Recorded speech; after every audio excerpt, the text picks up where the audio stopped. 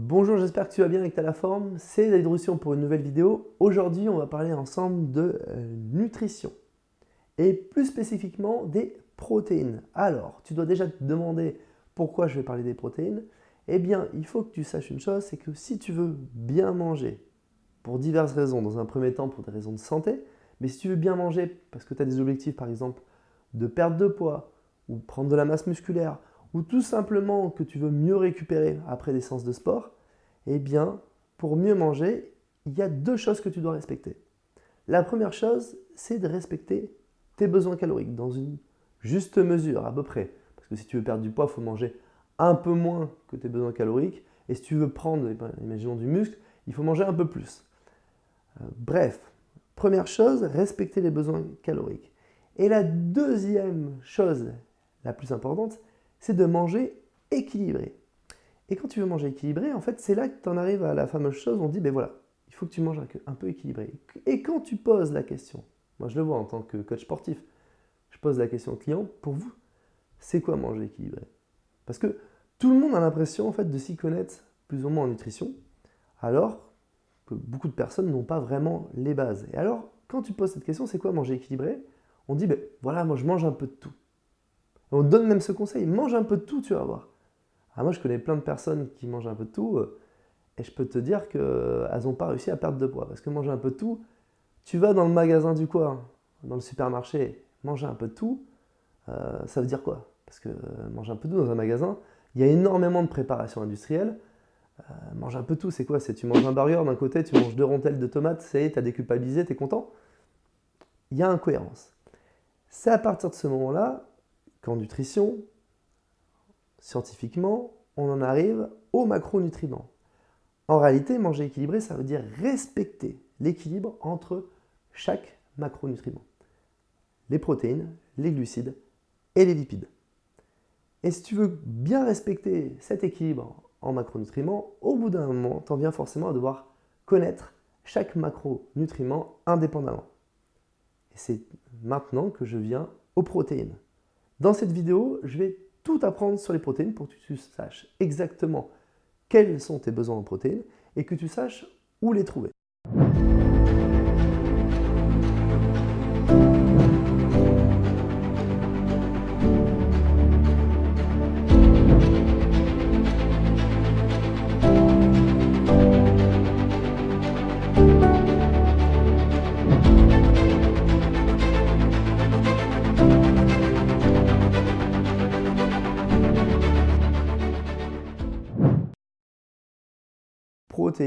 Protéines, qu'est-ce que c'est? Juste avant de te le dire, je vais te demander de cliquer sur le bouton s'abonner, c'est le petit logo rouge et blanc qu'il y a juste là. Et n'oublie surtout pas d'activer la petite cloche pour recevoir les notifications des prochaines vidéos sur la série des macronutriments, les glucides et les lipides. Tu pourras aussi recevoir de nombreuses vidéos de conseils sportifs, nutritionnels ainsi que de la motivation. Alors, les protéines, qu'est-ce que c'est? Ce sont des macromolécules qui constituent tous les êtres vivants. Sans protéines, je ne pourrais pas me tenir tel que je le suis ici, je serais une sorte de flaque, car les protéines sont structurantes. À ce titre, il y a plusieurs types de protéines.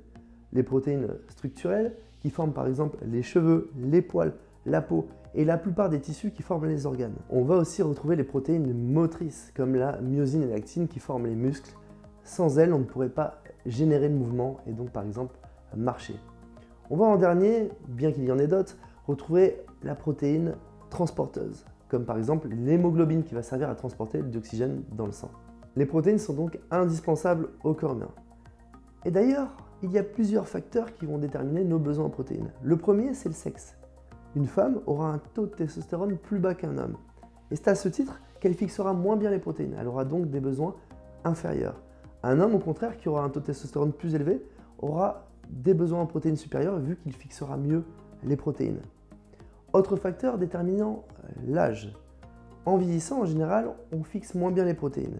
Et c'est pour ça d'ailleurs qu'en vieillissant, on a tendance à perdre de la masse musculaire. Il faudra donc faire du renforcement et à côté augmenter les besoins en protéines. Troisième facteur, le sport. Plus on a un coefficient d'activité physique important, plus on va venir lors de l'activité physique créer des micro-déchirures, des micro-traumatismes aux muscles, aux tendons, aux articulations.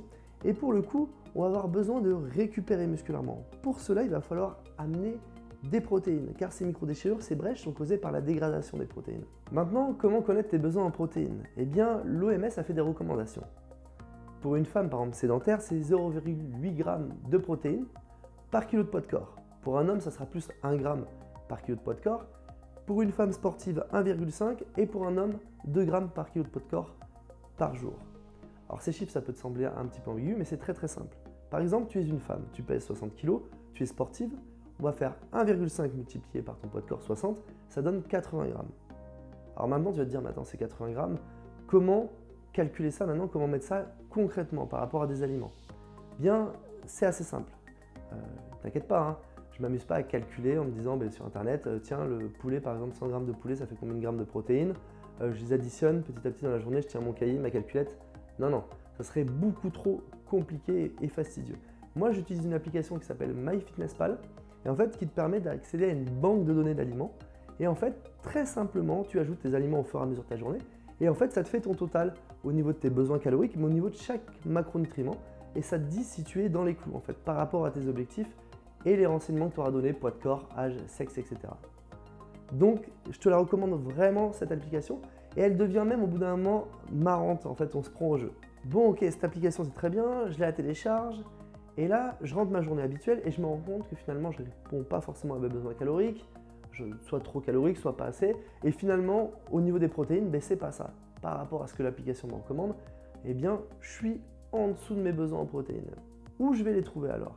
Eh bien, il faut savoir qu'il y a des sources de protéines aussi bien du côté végétal que du côté animal. Alors pour citer les sources animales, on va retrouver les protéines dans les viandes, les poissons, les fruits de mer, les produits laitiers et les œufs. Côté végétaux, on va trouver les protéines côté légumineuses, fruits à coque, céréales. Que ce soit du côté des végétaux ou du côté animal, il y a des bonnes sources et des mauvaises sources de protéines. On va apprendre tous les deux à les différencier. Alors je t'explique. Côté animal, par exemple, il y a les viandes grasses. Alors peu importe que ce soit de la viande rouge, ça c'est un faux débat. La viande rouge, il y a eu des études, etc., je sais, mais finalement ça se portait tout le temps sur des viandes qui étaient grasses et souvent cuites au barbecue, donc avec carbonisé, etc. Donc forcément que c'était cancérigène. Ça c'est un non-sens. La viande rouge chez les maigres, elle est très bonne pour la santé, il n'y a pas de problème. Ce qui est mauvais par contre, c'est les viandes grasses. Une viande grasse, qu'est-ce que ça contient? Eh bien une viande grasse, ça contient des graisses saturées. Les graisses saturées, qu'est-ce que ça fait au final? Ça va faire monter le taux de mauvais cholestérol, le LDL. Et ce mauvais cholestérol, qu'est-ce qu'il fait? Il va venir créer des plaques d'athérome dans tes artères. Alors bien sûr, c'est pas parce que tu vas manger une fois une entrecôte avec tes potes que tu vas faire des plaques d'athérome. C'est dans la récurrence en fait. Il faut se faire plaisir aussi. Moi je me fais plaisir, j'ai envie de me faire une bonne entrecôte avec un verre de vin rouge, je le fais. Mais par contre, dans la récurrence, je fais attention. Et ces graisses saturées, je vais les éviter. Parce que ces plaques d'athérome, sur le long terme, qu'est-ce qu'elles font? Elles risquent de te faire avoir un accident cardiovasculaire. Maintenant, côté des sources végétales, est-ce qu'il y a des mauvaises protéines? Est-ce qu'il y a des mauvais apports de protéines? Eh bien, en réalité, non. Par contre, il y a des aliments qui sont dits comme des sources de protéines et qui ne sont pas des sources de protéines. Et je les ai cités tout à l'heure. J'ai cité les fruits à coque, comme par exemple les amandes, les noisettes. Eh bien, si tout le monde dit que c'est des bonnes sources de protéines, surtout du côté des végétaliens, eh bien en fait c'est une erreur. Parce que pour être une source de protéines, ou une source de glucides, ou une source de lipides, un aliment doit contenir la majorité de la source qui est annoncée. Par exemple, les amandes. Qu'est-ce qu'elles contiennent le plus? Quel est le macronutriment qui est le plus contenu par les amandes, par ce fruit à coque? Eh bien, c'est les lipides. À partir de ce moment-là, on ne peut pas dire que les amandes soient une source de protéines. Pour 2 grammes de lipides, les amandes contiennent seulement 1 gramme de protéines. Donc, les amandes sont une source de lipides et non pas une source de protéines. Côté végétaux, il faut garder que les bonnes sources de protéines, c'est les céréales et les légumineuses. On arrive bientôt à la fin de cette vidéo, mais avant de la clôturer, j'aimerais en finir sur les protéines avec la dernière chose très importante à mes yeux, c'est ce débat sur les protéines incomplètes. Tu sais qu'il y a une guerre entre les viandards, tu sais le viandard qui est prêt à revêtir une peau de bête quand on peut plus, et le gourdin, et le vegan végétalien, tu as l'impression qu'il va se transformer en brocoli, et lui il veut convertir tout le monde en vegan. Les deux pour moi sont aussi extrêmes l'un que l'autre, et je ne me mets pas vraiment dans ce style de débat, mais j'aimerais juste en parler pour éviter que si toi tu es végétarien ou vegan modéré en fait, eh bien tu ne puisses pas commettre certaines erreurs en cherchant des bonnes sources de protéines. Alors dans ce débat, le viandard, qu'est-ce qu'il dit? Le viandard il dit non, les protéines végétales elles sont incomplètes parce qu'elles ne contiennent pas tous les acides aminés essentiels dont le corps humain a besoin. c'est vrai. Le vegan, le brocoli, qu'est-ce qu'il dit? Eh bien, lui, il dit ouais, mais on peut tout à fait répondre à ses besoins en protéines avec des végétaux. Vrai aussi. Mais alors, si tout le monde a raison, d'où vient ce débat? Eh bien, en fait, c'est très simple. Une protéine, elle est constituée d'acides aminés.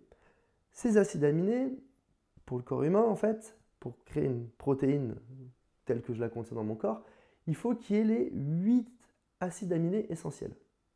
Sinon, en fait, mon corps ne pourra pas, une fois avoir digéré la protéine, par exemple, imaginons, je mange une protéine, par exemple, végétale qui ne contient pas tous les acides aminés essentiels. Si j'en mange qu'une, attention, je mange qu'une source de protéines végétales, pas deux. Je mange cette source de protéines végétales, je l'absorbe, je la digère, il y a hydrolyse au niveau des intestins, les acides aminés passent dans le sang, et là, hop, pas de bol, il manque un acide aminé. Et vu qu'il manque un acide aminé essentiel, eh bien ce qui se passe, c'est que mon corps ne peut pas fixer cette protéine, parce qu'il y a un élément manquant. Ça paraît très très logique. Eh bien en fait, ce qui se passe, c'est que dans ce débat, le viandard, il s'arrête là, en fait, parce que lui, il a envie de prouver son truc. Donc en fait, c'est un peu de la dissimulation, il donne qu'une partie des informations et il dit pas tout. Mais d'un autre côté, là où les véganes, végétaliens ont raison, c'est qu'en fait, on n'est pas obligé de manger qu'une seule source de protéines végétales. Par exemple, si on prend, imaginons des lentilles, et qu'on les couple avec du riz, eh bien là, bingo, qu'est-ce qui se passe? Eh bien, on arrive à avoir les 8 acides aminés essentiels. Et à ce moment-là, on arrive à reformer des protéines, une fois digérés tous les acides aminés des deux aliments, ça se regroupe, tous les acides aminés se regroupent dans le sang, et le corps peut reformer une protéine, une sorte de protéine animale, une protéine de mammifère qui va venir se fixer dans les muscles ou ailleurs, suivant la protéine que c'est. Ça peut être aussi imaginons du collagène par exemple au niveau articulaire. Donc j'ai mis fin à ce débat, tout le monde est d'accord, tout le monde est content. Donc qu'est-ce qu'il faut retenir? Si tu es végétalien, vegan, eh bien pour répondre à tes besoins en protéines, il faudra absolument, alors moi je ne suis pas végétalien, je ne suis pas vegan, et j'avoue que je n'ai pas la foi à rentrer dans ce truc-là. Bien qu'attention, j'essaye de le faire un petit peu, j'essaye de diminuer ma consommation de viande justement pour des raisons éthiques. Et du coup, ce que je fais, c'est que je consomme de la viande de bien meilleure qualité. Ça ne me dérange pas d'acheter un peu plus cher et d'en manger moins. Pour les végétaliens et véganes, pensez bien à coupler les sources de protéines animales, justement pour arriver à former des protéines complètes. Pensez-y, c'est une question de santé. Au même titre que de ne pas oublier d'apporter justement, d'utiliser des compléments de vitamine B12. Et ça, j'en reparlerai dans une autre vidéo. Voilà, on arrive très très bientôt, on arrive en fait maintenant à la fin de cette vidéo. J'espère que cette vidéo t'a plu. Je t'encourage, si tu ne l'as pas fait, vraiment à t'abonner. Et pas oublier la petite cloche pour continuer à suivre d'autres vidéos dans ce style. Si tu as besoin d'avoir des vrais conseils alimentaires beaucoup plus concrets, que tu n'as pas la foi, que tu n'as pas envie de t'embêter à faire tes recherches à droite à gauche pour avoir ton vrai plan alimentaire pour obtenir tes objectifs, que ce soit sportif ou autre, eh bien sache que je propose un suivi alimentaire et sportif. C'est dans la description, il y a un petit lien, tu accèdes à la page de mes services, car je te le rappelle, je suis coach sportif, c'est mon métier à plein temps. Donc voilà, si tu veux accéder à mes services, ça se passe dans la description. Là, ça y est, j'arrive, j'ai plus de salive, il est temps que la vidéo se termine. Je te dis à très très bientôt pour une nouvelle vidéo. Ciao!